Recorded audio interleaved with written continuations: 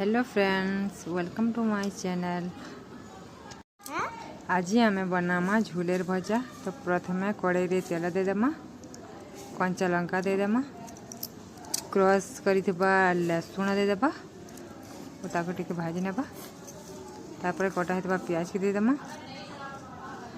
टिके भल से भाजी नेमा। प्याज टिके भाजी हो गला परे सोरिष देदेमा, तापर झोलेर के देदेमा, ताकि टिके भल से भाजी नेमा।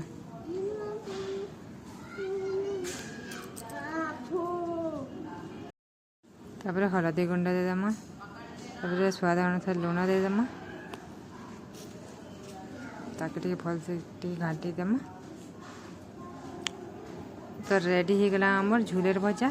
तो आपण माने थरे घरे ट्राए करूँ। नुआ नुआ रेसिपी देखबार लगी मोर चैनल के सब्सक्राइब करूँ।